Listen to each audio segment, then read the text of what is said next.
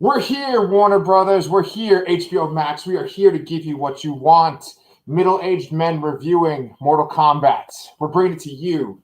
Here we go. So I am here. We're on the Lastercast, and I'm Anchorpete, and I'm with my two buddies over here. I got Danny, Dr. Zayas, God, and how you doing tonight? I'm good. Wearing my favorite Mortal Kombat character on my shirt. Nice.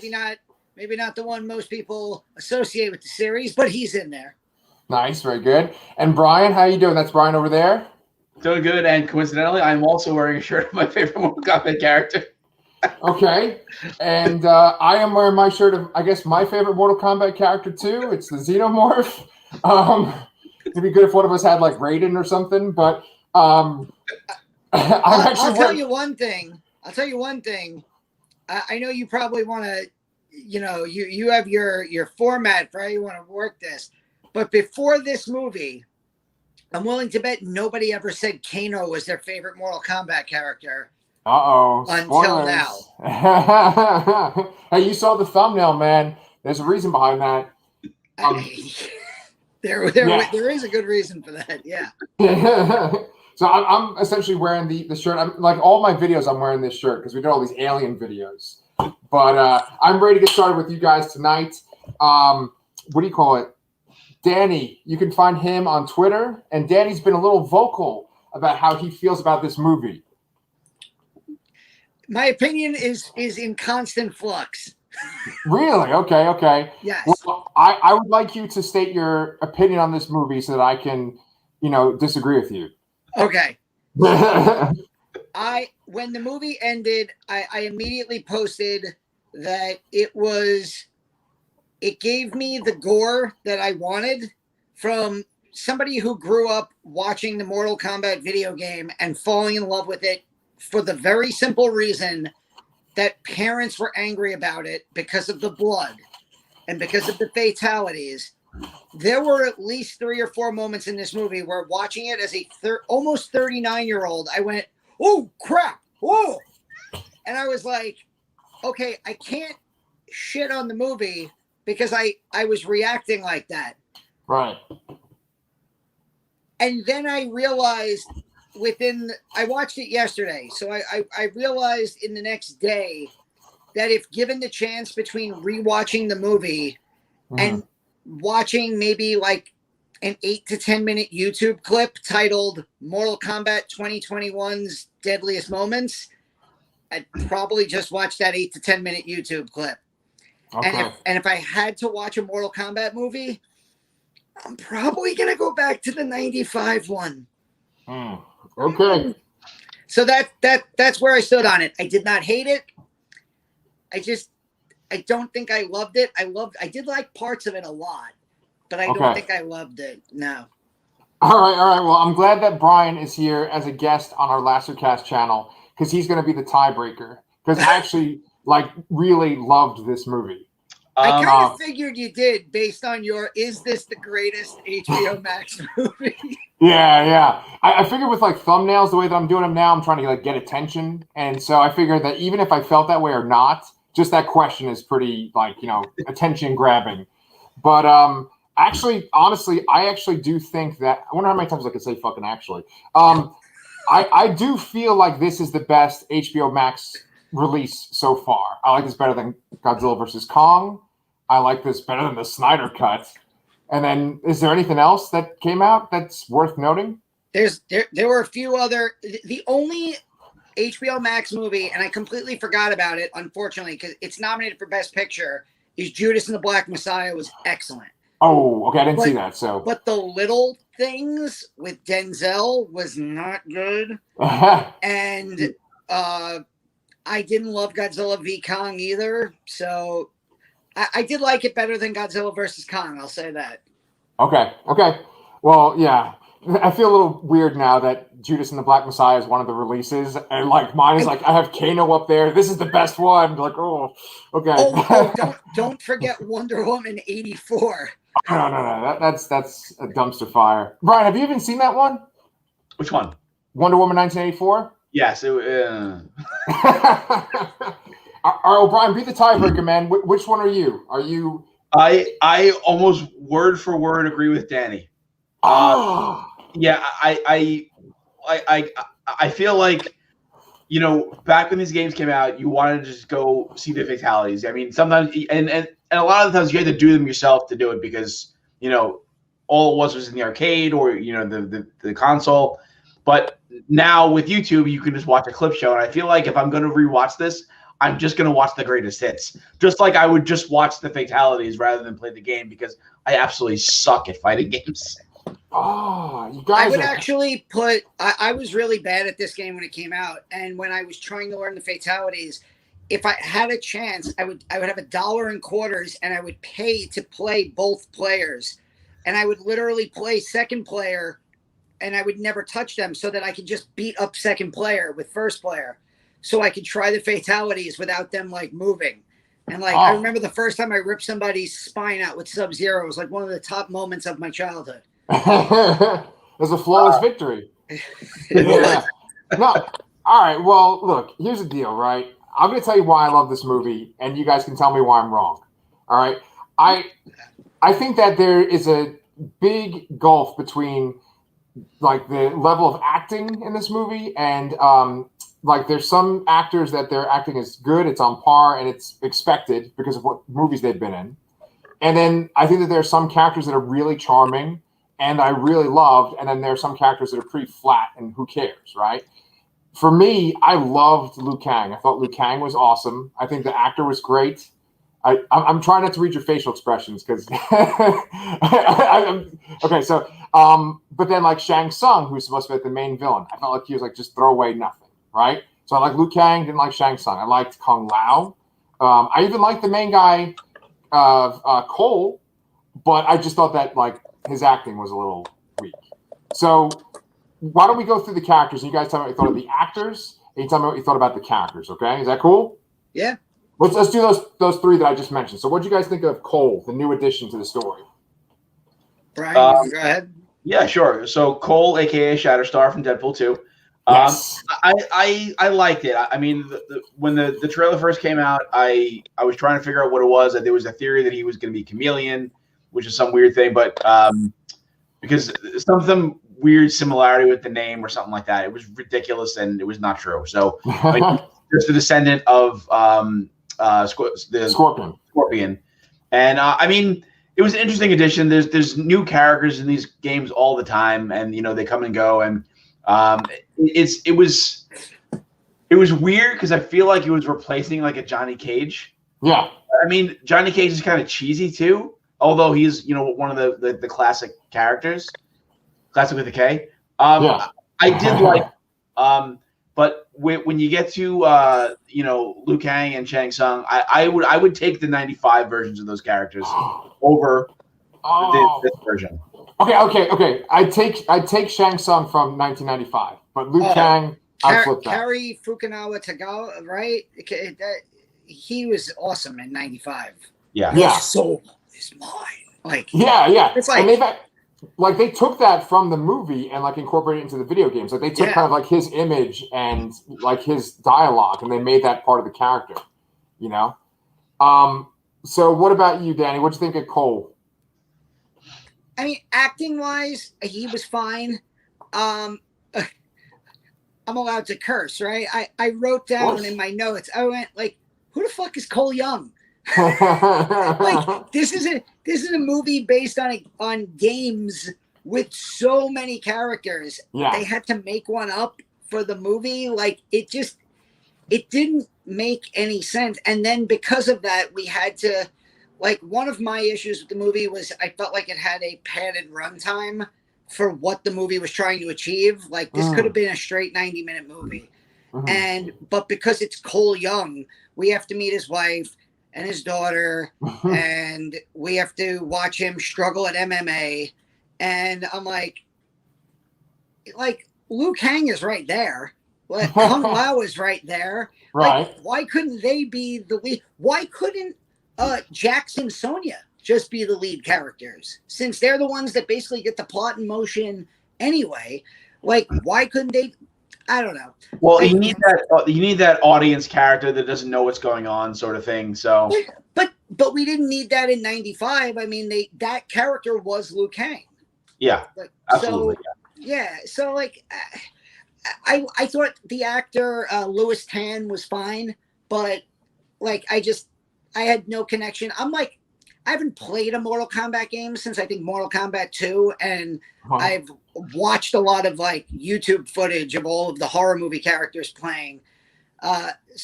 So like, I would have preferred if it was an actual character as the main character in the movie. Yeah. When it comes to Louis Tan, it's interesting because, like, you know, like Brian, I think said this in one of our other recordings that he was Shatterstar in Deadpool 2. Right? I just said that 2 minutes ago. Okay, all right. You said it last too. One of our other videos earlier. Yeah, I think you said it last night. We were talking about Shang-Chi or whatever. But anyway, he's in Wu Assassins, which you were talking about that one time. You're trying to get me into that too, right? Yes. And then he's in that show Into the Badlands, which I think a lot of people liked. But I just kind of felt that show. That was a great show. Well, the thing is, I thought his acting was like a little flat. You know, it's like unbelievable. You know, I remember there's this one line where they just saw Sub-Zero for the first time. They're driving away in Jax's SUV, and they're like, "Oh, Jax will take care of him." And it's like, you just met Jax. Like, how do you know his name? How do you have so much faith in him? It just that felt really weak. But I liked his character. I like that his Arcana. So we're gonna have spoilers in this. I like that his Arcana was essentially that, like, he can take a beating and then sort of channel it back at people. I thought that was kind of a cool Arcana. I don't know. I just thought he was a good Cypher character. That's kind of what Brian was just talking about, you know, because it's like he's the audience character, right? And I just feel like Mortal Kombat has such a devoted fan base that it probably feels kind of intimidating to outsiders. And so to have this Cypher character, I think, might have been a good choice. I don't know. That's just my opinion, though. So what do you guys think of Sonya and Jackson? I like the actress who played Sonya. She was in the Meg. She played Jason Statham's ex-wife. She was fun. I thought she did a good job. Jax was fine, but the baby robot arms. I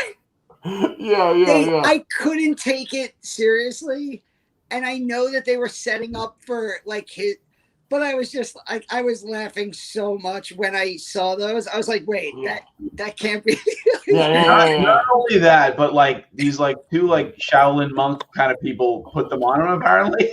Yeah. It's like he needed to go to Wakanda real bad. Yeah, no, seriously, you need that hookup, man. Like I literally watched. I turned this movie on yesterday, and then I had to pause it 30 minutes in because Athena, my wife, and I watched the finale of Falcon and the Winter Soldier, and I'm like, that's a robot arm. Like, what the frick is this? Well, Brian, what did you think about that, man? Because like they sort of in the Mortal Kombat mythos, I think there's like a company or something that makes all this cybernetic shit, and just like Jax just has these cybernetic arms from that company, and Kano has like a cybernetic eye. It's not his power. So Brian, what do you think about the idea of like the weaponry and stuff was based on their power versus like implants? Yeah, the Arcana thing was weird. It's like they had to force that upon everybody. I don't know if that's actually a part of the games. I don't think so. I don't think it is, but it was weird that it was both magical and technological at the same time. Yeah. So it just seemed like a weird MacGuffin-y kind of thing to throw in there. So yeah. I think to Brian's point, I think I want to just mention this movie was written and directed by like people who've never really written and directed much. Like I looked up their credits. Yeah. And the two writers of this movie haven't written anything. And the director, Simon McQuoid, has like one credit to his name. And it's like, this is such a long-lasting property. This property's been around for 30 years. You're telling me you couldn't find even like a B or C level action movie director? Yeah. Like, where's McG when you need him? Where's like Simon West? Like the people who were churning out like Van Damme movies in the late 90s and early 2000s. Like, that's what this movie needed. Like, I was talking to a friend of mine on Twitter who was like, they really should have just given it back to Paul S.W. Anderson. It would have been right in his wheelhouse, and then we could have got Mila Jovovich playing Sub-Zero. It just, like, but like Brian's point, like, so much of this movie, it just felt like it was written and kind of made by people that didn't really have a firm grasp on the material. I don't know. It really did feel like these were newer filmmakers, you know? Well, I mean, there were a significant amount of Easter eggs throughout the film. They made a reference to a lot of the other villains in the series during the film. You saw some various like weapons and stuff like that in Raiden's temple that referenced other characters. So I mean, like they know something about it. I mean, they did, and a lot of the moves they used were moves from the games. Like they did a really good job with that, especially compared to the older movies where, it was more so regular punching and kicking with some jumping acrobatics, and then the occasional finisher move. Yeah. But they actually had moves that the characters in the games actually do. So I feel like they had some knowledge of the games, but maybe their inexperience as writers and creators was showing through a bit. I guess like I'm getting the wrong information or something, but I thought that one of the writers was Dave Callahan, who wrote like Doom, the adaptation of Doom, and then like Godzilla, the most recent Godzilla movie. He's one of the writers. The other one, Greg Russo, I don't think has many credits. Right. So Greg Russo doesn't have any credits whatsoever, like of stuff already. He's working on some things now, but yeah, this is like his first credit. And then the director, this is like his first movie, just like you said, Danny. But like the other guy, this Dave Callahan, Brian, I brought it up on our show last night. Oh yeah, right, because he wrote Shang-Chi and the Legend of the Ten Rings. Okay. And then he also did, speaking of Wonder Woman 1984, he wrote that as well. Well, there's a problem. That's your problem right there. Yeah. You got that Wonder Woman shit. But the story, too, is written by a guy named Oren Uziel. So he's not one of the screenplay writers, right? And Oren Uziel, he wrote the web series that was called Mortal Kombat Rebirth. He wrote an episode of that. And so, like, he was working on that Mortal Kombat Rebirth project with another guy, and I think that show kind of inspired this movie. It just took a while for it to get made, And in that movie, I don't know if you guys ever saw of it or heard of it. Actually, I could even. So the first thing on that is they should have cast Michael Jai White as Jax again. Correct. Okay, so I read that. Yeah, he definitely works better as Jax. Yeah, I could actually kind of pull it up because I downloaded it right here. There were a few casting decisions that were like on point in this movie. Yeah, like we already kind of mentioned Kano.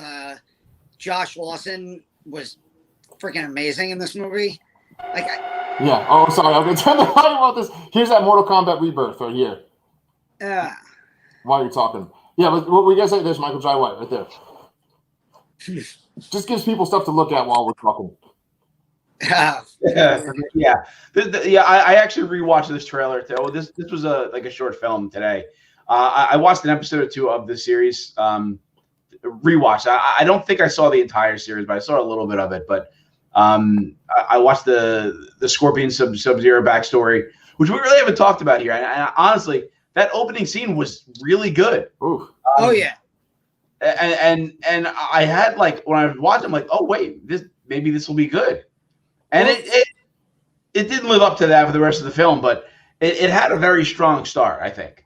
And I liked that they focused on and gave better characterization to both Sub-Zero and Scorpion, because in the old movies they did not. That they were just essentially, background characters that they were just, the other characters to fight. Yeah. That's a really good point, man. Like, they sort of bookend this movie, right? Because they're in the very beginning, and then there's that big battle at the very end. And then, I mean, we do see Sub-Zero throughout the movie, but we don't see Scorpion until the very end. And you are 1,000% right. Like, that movie from the 90s, they're just sort of like henchmen. Yeah, and like this, and they realistically, they're the faces of the franchise for the most part, So it was great to see them given the proper, attention. Yeah. And the casting of those two was fantastic. Hiroyuki Sanada is amazing, and I'm glad that he got he's not like Brian said, he bookends the movie, but he got to show off his martial arts skills in human form, and then he got to do it as Scorpion later in the movie. And Joe Taslim, I think his name is, as Sub-Zero, is awesome. Wasn't he in the Raid? Yes. He's in the Raid Redemption, right? That's the second one, right? No, it's the first one. Oh, okay. He's in the first one? Yeah. Okay. Here's a little weird point. They show his face in a lot of the thumbnails for the movie, clips, and they show his face a lot in the trailers. And I feel like he looks like, with his blue eyes like that, he kind of looks like Rosamund Pike. Do you know what I'm talking about? I can't see that. That would have been a very strange casting decision. Yes. I like this movie better than I Care a Lot, though. What about you, Danny? Do you like I Care a Lot better than this movie? I would rather rewatch this than I Care a Lot. I hated every character in that movie. I did not hate every character in this movie. I did have I know I'm coming across as negative, maybe as usual, but I did like Scorpion and Sub-Zero. I mean, that opening scene alone, if you were afraid going, we said it earlier, if you were afraid going in that this was going to be too PG, they let you know right away that this is going to be a hard R movie. You mean this opening scene right here? Yes, that one. Yeah. So I really enjoyed that aspect of it. I mean, there like I said, there were at least 3 or 4 moments where I audibly screamed "Holy crap" at what I was watching on screen. So yeah. Well, I mean, what? I would watch a movie of just this. I wouldn't mind seeing that. This just really flesh out the background of why these two people hate each other. Yeah, I think that Warner Brothers actually put out an animated movie of something like this, where it was just Scorpion's story. Yeah, you're right. I forgot about that. I have not seen that, but I mean, I would be interested in seeing that in a live action sense with these same actors. Mm-hmm. What did you guys think of the characterization of Sub-Zero in this movie? What did you think of him in the beginning, in this scene, and then throughout the movie? It was fitting. I mean, in the games there are 2 different characters. They were known as Sub-Zero. This is the Baihan version. The original, and he was more villainous, to say the least. And then it's his younger brother that is kind of the more heroic version. So I'm curious if they do anything like that later on if there's a sequel, which who knows? Yeah.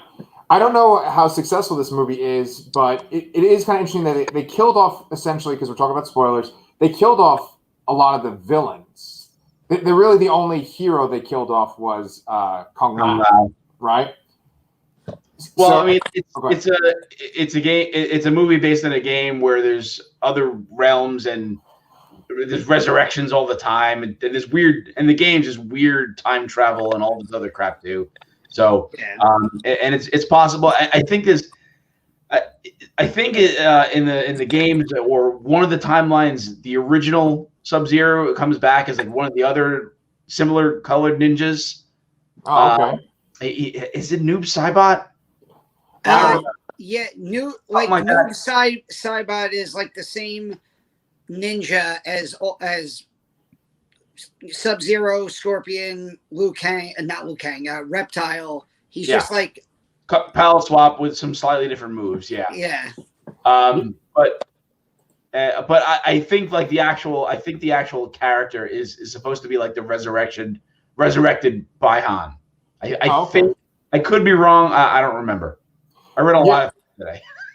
No, yeah. I get you. It's to me, I felt like it was a little bit of a cop out too, right? Because they killed just essentially the villains, like I was saying, but you say it doesn't even matter because they can resurrect them. Well, I mean, Shang Tsung actually even says like, you know, what has been killed can be brought back, and they specifically show Sub-Zero and Goro, and not anybody else there. I mean, the other characters that died, what was it?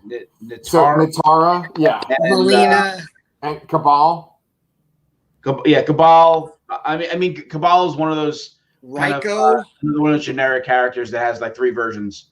And then what was the other guy? The guy with the hammer. Raiko, yeah. So Raiko and Natara are not in many games. So I mean, it's very clear that they were cannon fodder, and we're not going to see them again. But the others, you know, you might see the palette swap versions of Cabal. Was it Cybok and I can't remember the other name. And you know, there are other 4-armed, you know, villains in the series too. So maybe we'll see them, and maybe we'll see a resurrected Goro. Who knows? Yeah. Baraka, yes. Yeah. I was always a big fan of Baraka back in the day. I always hated that. Like, he showed up in like Mortal Kombat Annihilation, I think, in like he was either in it for like literally one scene and disappeared. Like, Mortal Kombat Annihilation is so bad. Like characters literally show up for like one scene and then disappear, and it's like, well, they were in the movie. Yeah. Well, see, I feel like they did better justice to the characters here. Even characters like, you know, Cabal and maybe not Raiko or Natara, like Brian was saying, but like definitely the other villains, like Melina. I felt like she kind of had a personality. Yeah. But there's a lot they could have done with Melina. I mean, the backstory of Melina is that she's a clone of Katana that's also mixed with the DNA of someone from Baraka's race. So there's a whole thing, like Shao Kahn clones her as like a backup because of Katana for reasons. Mm-hmm. And like there was no Katana. You did see a fan in the background in Raiden's temple. So you know, maybe she was one of the people that was killed. But, I mean, that's like a big part of the story and the lore, and it was weird they didn't give her that much to do, and it was also weird to see Melina and not Katana. Okay. Yeah, and then we could have gotten Katana's mother saying, "Maybe you shall die," like in Annihilation. That would have been great. Oh, is Sindel her mother? Yeah. Yes. Yeah. Okay. Like that was one of the things. Like the fights in this movie were really good, and but like the whole movie from like the beginning is like, we have the tournament. We have this tournament coming up. If we lose this tournament, that's it. If we lose the Mortal Kombat tournament, Mortal Kombat is the name of a tournament, and then they have all the fights, but there's no tournament. Nice. So it's like the fights were good, but this is why I feel like I never have to watch the movie again, because the tournament may be in the next one. If I want to watch these fights and the bloody climaxes to them, I could just watch that in a YouTube compilation coming up soon, you know? Yeah, and they kind of explain themselves out of a lot with some like throwaway dialogue, like you know, there's the tournament and there's these rules to the tournament and there's these elder gods, but you know, they might stop them or they might not because they're lazy, or like, you know, just pick a lane and stick with it, I guess. So yeah, that was one of the most glaring things, Danny, or glaring things was just that they're like saying, oh, the tournament, and it's like you get through the whole movie, there's no damn tournament. They're like, okay, yeah, no, we're gonna break the rules of the tournament. Live, you guys carry on. I'll be right back. I'm just gonna go help her with something. Yeah, it's all good. It's all good. So like, okay, I'm just trying to think of, like, why did I like this so much then? Because you guys don't seem as impressed. Go ahead. Yeah, no, the effects were really good. The fights were really good. The gore was good. But, I mean, I would even go and say that the introduction of Cole is handled fairly interestingly, you know, with his family. He has something to fight for. He doesn't know what he's doing with his life. But like once they start looking for the temple, it's like, oh, Kano just happens to know where it is. How did they capture Kano? Like, like so many things just are just there and it seems out of place. Then they just find Liu Kang in the desert, and then they just go to the temple, and then they start training for like a day. And then it's like, oh wait, and then Cole says to Ray, like, oh, you can teleport anybody anywhere, right? It's like, well, why didn't you just do that in the first place? I mean, and Cole's wife and daughter are so chill about everything. They're like, it's snowing in July. That's weird. In like California, right? In California. And then like he just like walks through this like interdimensional gateway into their backyard, and she's like, oh, you're home. And I'm like, what? Yeah. And she also runs up with an axe and hacks a giant forearm dude in the back. Yeah, look, it's definitely silly, right? But I don't know. I was really into all the Sub-Zero stuff. Like that scene that you're talking about, Danny, where it starts snowing. I thought that was like well directed. I thought there's good stuff in there. Yeah.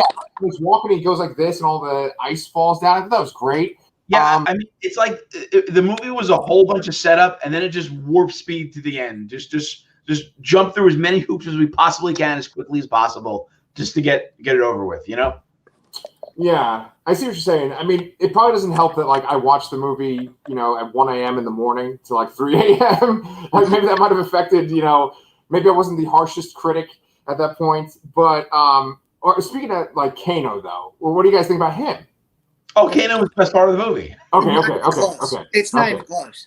Okay. And to the point where I thought for the first hour of the movie, I was like, holy shit, they've retconned him into an anti-hero, and he's going to be on the good side. Wow. Like he's going to be that like almost, dare I say, like Wolverine character who's like, he's got a lot of villain in him, but he ends up helping out the good guys.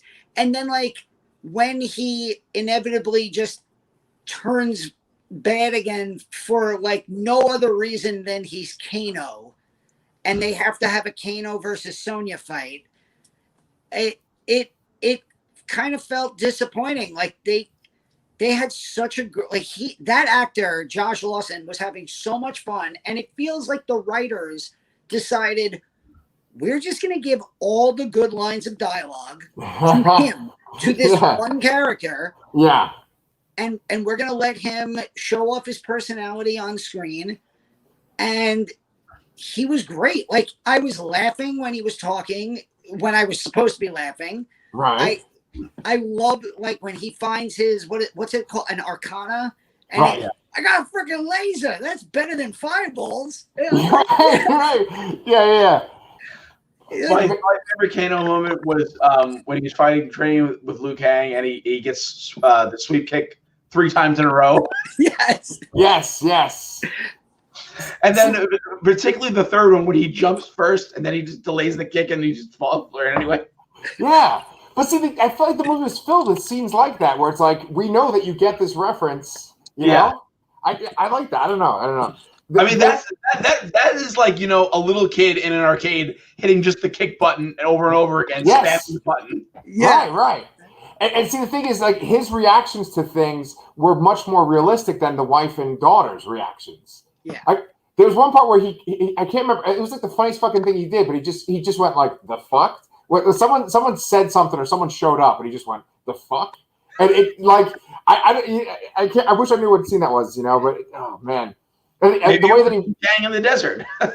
maybe I think it was when they were training. But like, what'd you think of his death? It was there's the stories of Sonya and Kano were always intertwined, so it was fitting that it happened like that. But it's also, like Danny said, it's a shame that he's not going to be back. Like he was the funniest part of the movie and one of the highlights of the film, and and they're not going to bring him back, I don't think. No. There was one other really funny part too, was when Sonya says she's going to pay him $3 million, right? And he's like, "Do you really have $3 million?" She's like, "No, I live in this shithole." Place. Yeah. That was good. Yes, that was good. Yeah. So do you guys have anything else specifically you got to say about this movie, or? I mean, you want to go through what your favorite kills were? Because Sure. mine is easy. I mean, Yeah, it's easy for me as well. yeah. Oh, I'm intrigued. Go ahead. Oh, it's without a doubt Kung Lao in the hat. Yep. Slicing Natara in half with the hat is the one.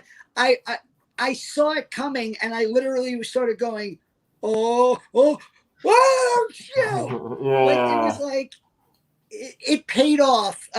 This has been a good couple months for like vertical slicing in halves between Freaky and this. Yes. It's been really good. But that one was, and also I thought the way Goro got killed was also pretty gross and awesome. Yeah. So, but definitely Kung Lao killing Natara. Okay, well that's the same. Yeah. One other thing I wanted to bring up too is that did you guys notice that like the Mortal Kombat theme played it a few times during the movie too? Like when it didn't play loud enough. They played it pretty loud at the end. Obnoxious as it should have been. Yeah. Because I think it was like when Cole was charging up, it started to play, and then when Scorpion showed up, right? Yeah. Yeah. And I like those, like we already talked about the Scorpion Sub-Zero fight, but like at the end when like he's on fire and he's got to come over here, it's like, you have those moments where you get very excited. But you mentioned Shang Tsung. He was very disappointing. Like, and Raiden too, and they cast great actors as Shang Tsung and Raiden. Yeah. And they were just kind of like, I get that, like, they want to, for some reason, they want to continue to keep Raiden as this character who kind of stands on the outside of everything. But, like, you can play as him in the game. So let him have, like, a scene where he has a fight. Yeah. Actually, to be perfectly honest, I mean, after the Sub-Zero Scorpion fight, when Shang Tsung shows up, I couldn't even say Shang Tsung shows up. I thought there was going to be a fight between him and Raiden, and there wasn't. I was kind of disappointed there. The movie basically ends there. I mean, it's left open-ended for a sequel, obviously, but still, I'm like, that's it, I guess. So, that was another thing that kind of bothered me a little bit. Yeah, that could have been one of those fights that's sort of like the equivalent of, say, like Voldemort versus Dumbledore, right? Yeah. Like where they're sort of like it's funny is that Shang Tsung was played by Chin Han, and I recognized him immediately. He's in the Dark Knight. There's Lao in the Dark Knight. Okay. And he's in a lot of different things. He's actually incredibly famous. He was ranked as like one of the top 25 like greatest actors of Asian descent or Asian actors. Okay. He was in Marco Polo. I actually interviewed him over the phone for Geeks of Doom when the movie Skyscraper came out, because he was the one who, it was his skyscraper and The Rock has to like save him and his family. And it was he's like a genuinely awesome guy, and I wish they gave him more to do here other than like have black like things in his eyes and speak like googly moogly about a tournament that never happens, Well, he did suck out the soul of Kung Lao, which looked pretty cool too. So yeah. But like we said, like that did not compare. One of the only things that didn't compare to the 95 movie. Yeah, I agree. I thought it wasn't him at first because he sort of seemed beefier than he does in like The Dark Knight or in some of the other things. Because he's also in like Independence Day, Resurgence. He was in a couple other things as well that I've seen him in. But he's great, and he was kind of useless in this. And then Jax, I didn't realize that Jax was the guy Eggs from True Blood. Did you guys watch True Blood? I was almost going to say that he was Eggs, but I didn't think anyone would remember it. But yes, I always reference him as Eggs. He's also was Jimmy Olsen in Supergirl. That's right. He's always Eggs to me. Right. I was okay. Athena watched True Blood, and I walked out. I think the first episode of season True Blood, I cashed out. It's a tough show to swallow. We used to watch it. We used to have group watches in our friend circle back in the day, and I stopped going after like I think in the middle of season 2. I just or the end of the orgy season. Yeah, I guess that was the orgy season. Yeah. Okay, I didn't make it to season 3 because I was just like, this show is so frustratingly ridiculous. Yes. I actually remember, I will never forget this. The line that made me quit True Blood was the first episode of, I think, season 4, where Sookie says, Eric, you killed my fairy godmother. And I went, that's it. I'm done. I didn't even make it to 3. So yeah. Oh, wow. Yeah. But yeah. No. Okay. So all right, here's a last question. Yeah. They obviously hint at it at the end. Who do you want them to cast as Johnny Cage if they make a part 2? Oh, that's a good one, man. I would like someone that's a good fighter, so who knows martial arts or could learn martial arts. I don't know why I thought Chris Pratt right away. Like, I don't really want to play Chris Pratt in other things, but that's where my brain went automatically. I don't know. This is all totally off the top of my head, but Zac Efron. Whoa, movie star. Yeah, and he has like dance moves and shit. He would be good at martial arts.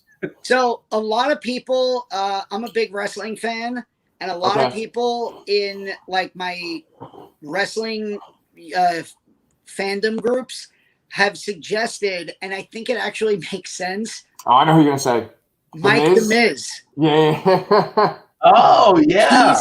He actually plays a generic action movie star in like all those WWE Marine movies. So he's used to playing like real life Johnny Cage, terrible actor in terrible movies. And he is a WWE wrestler, so he could pull off the action stunts. And he kind of looks like him too. So I feel like it actually does work kind of perfectly. The character of Johnny Cage is always played as a very obnoxious character, and he would fit that bill perfectly. Oh yeah. If you're a wrestling fan, there's very few people who are more hated for being an obnoxious bad guy than The Miz. So yeah, I could totally see that. Well, that's good, Danny. I think you kind of topped us with that one. Yeah, I agree there. That wasn't even my suggestion. That was like a bunch of random people online who were all like, oh shit, The Miz would be perfect for this. And I'm like, he would be. He basically is Johnny Cage right now. Yeah. He just doesn't have an arcana. Yeah, we'll find out. Yeah. But you know what? That could be the last thing to talk about too, is I actually just did like the arcana touch. When we saw the trailer, Danny and I did a live, or did all three of us do the live reaction, or just me and Danny, right? I think it was you and me, Pete. Okay. So we did the live reaction on this channel on the last cast. I get all the fucking channels confused sometimes. But anyway, with the last cast, we talked about the movie, and I thought that the trailer actually made it look worse than it was. I know you guys didn't like it as much, but boy, in that trailer when they're like, it's a birthmark, it's a thing that he's born with or something like that, that was like a bad sign, I thought. And in this, I kind of liked that you had this special talent. It was like your arcana, and if you got killed, a person would then get an arcana too, and like essentially they're setting themselves up for the tournament. And I was going to ask you guys, and Brian, it sounds like you know a lot about the mythology at this point too. The other realm that the bad guys are from, right? It's literally called Other Realm, right? Outworld. So there are 6 realms, and they're all realm except for Outworld, which is world. Okay. So the bad guys are from Outworld. Yeah, they're typically the more evil place. Yeah. Okay, so like people like Shang Tsung, is he originally like a human that like traveled there? Oh, I have no idea. It's so weird how because it seems like Cabal, had ties to he had ties with Kano, so right. They've obviously been to across these realms before. So I mean, I don't know that answer. Okay, yeah. Because that kind of stuff, I felt like you could kind of unpack that stuff and it'd be real interesting. And like in the right writer's hands, like if it was a comic book or something, it would be really good. And there is a Mortal Kombat comic book, but I just really wasn't into it. I read a little bit of it. It wasn't that great. But I would really like that mythology is just sort of broken down by like a really skilled writer. I'd be all on board for that.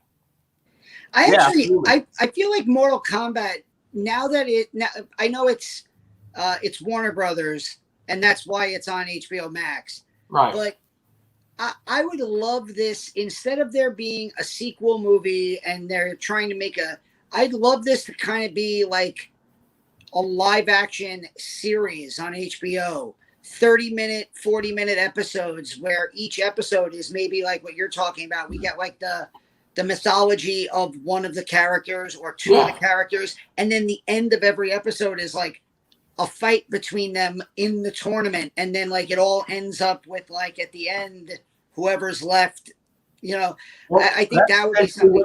That's essentially what Mortal Kombat Legacy did. I mean, it was a web series, and they were focused on characters, and there was generally fights in every episode, and that's exactly what it was. But it was just more low budget, I guess, obviously, and they were much shorter too. They were like I don't know, like 10, 15 minutes a piece or so.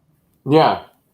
Okay, so there's that Mortal Kombat Rebirth thing I was talking about, but then Legacy's after that, right? Yeah, Legacy is what spun out of that, basically. It even has a lot of the same actors. The same guy that plays Scorpion, Michael Jai White's in it as well.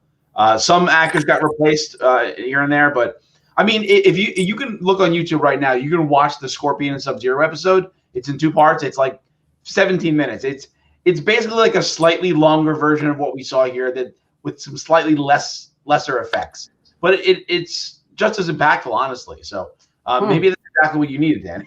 Yeah. All right. Well, we can check that out. Cool, man. Yeah. All right. Well, I think that's a good stopping point for tonight's episode. Gentlemen, it's really great to talk to you once again. We just recorded our ranking of 8 movies featuring the Xenomorph, right? All the movies in the Alien series, Prometheus, Covenant, and then also the AVP movies. They're going to be coming out on Monday, April 26th, which is Alien Day for LV426. So you can check that out on this channel on the Lastercast. And then on the channel that I have with Brian, it's just called Ramblings from the Rod Pod. If you guys haven't subscribed, go do that right now.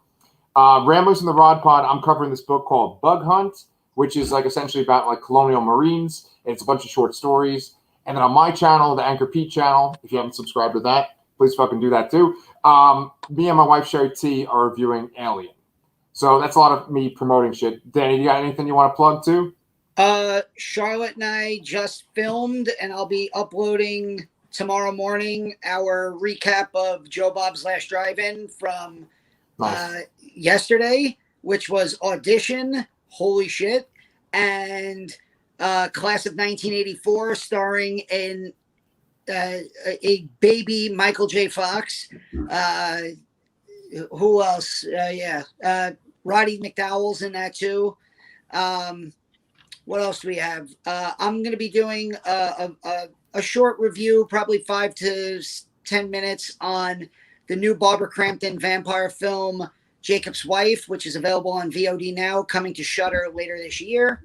And we got some more Shudder stuff coming up. Oh, also, 4/26, along with Alien Day, is also the day that In Search of Darkness 2 hits Shudder. So Pete and I got a chance to interview David Weiner, the director, friend of the channel now. And so that interview is up. You can go and watch that right now on the Lastercast channel. And yeah, that's pretty much it for me. All right, cool. Well, Brian, do you want to just say goodbye to everybody? Goodbye, everybody. I Pete, and that's it. I don't know. Thanks for coming, Brian. Yeah. Well,